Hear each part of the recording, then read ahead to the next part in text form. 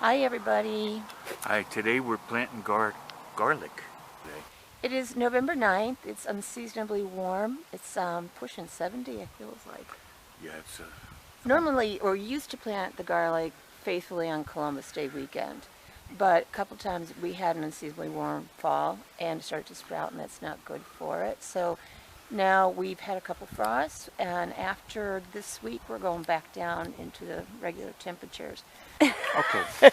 All right, Bill, show us the garlic that you saved from the harvest this Okay, year. here it is. I got 90 cloves. Okay, and what did you do to the bed to get it ready?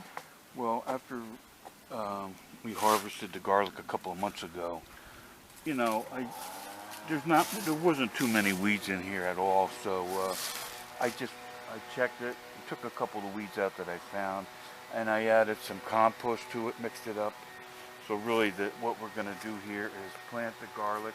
I do rows by 10 by 9, and I got 90 garlic, and you plant it with the pointy side up. With the root side down. Root side down.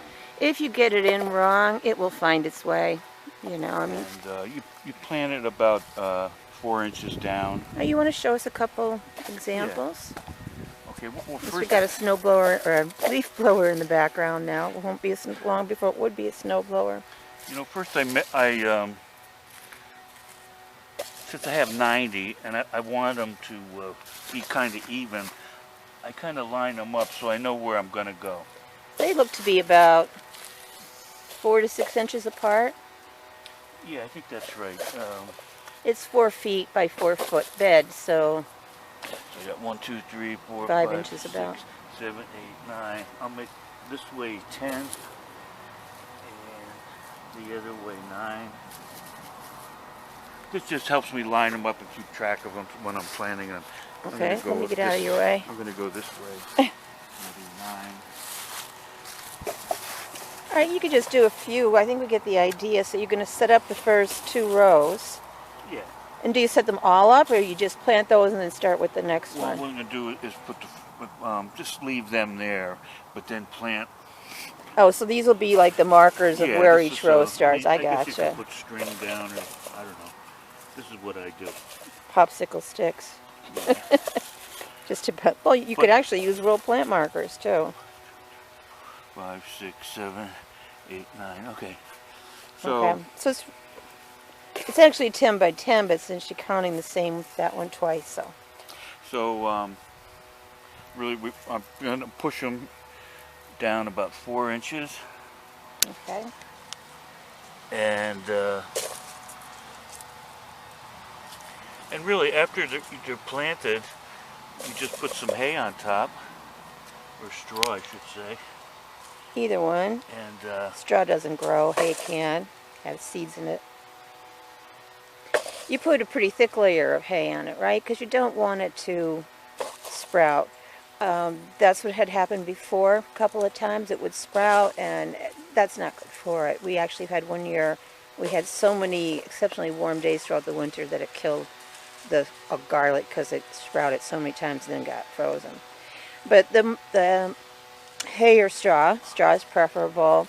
What it does is it keeps the bed from seizing up when the temperatures change through the winter, so there's less pull on the garlic's root system. You want to have weather that's cool enough that it's not going to sprout, but still be able to start up a root system.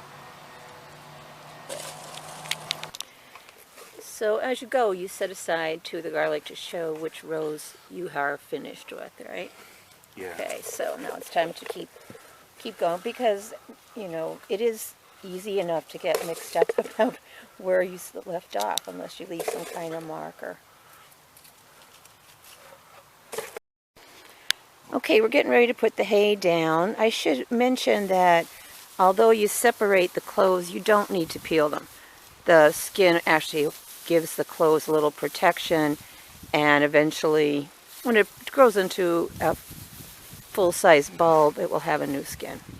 Like, don't snakes do that or something? Shed their skin as they grow.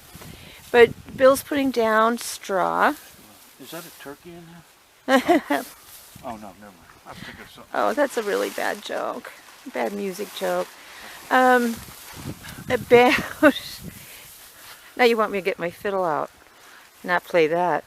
Um, but we figure about 6 inches. It's a lot, you know, but really it does protect the cloves all winter.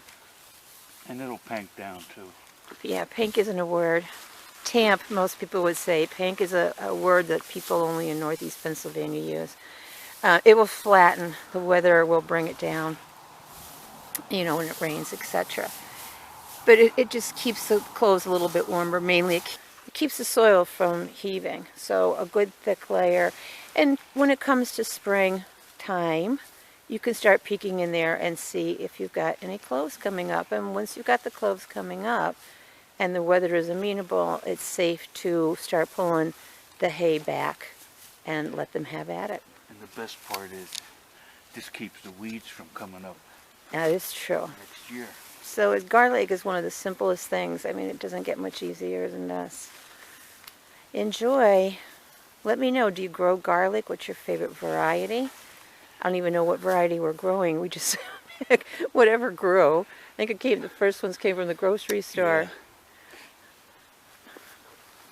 I just pick So, out yeah. the biggest ones, put them back in. Yeah. Yeah, choose the biggest ones. And good luck. We do have one more suggestion. We happen to have these cages, I guess you call them. I don't know, panels that Bill made out of PVC pipe and chicken wire. And it'll keep the chickens out, which is good. We don't want the chickens going in there scratching up the garlic. And what was it? You said hail? Oh yeah, and over the winter it'll offer some protection.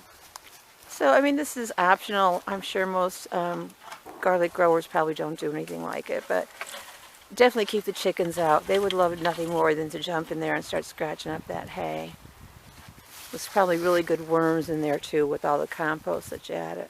Okay, so that's it. Thanks, Bill.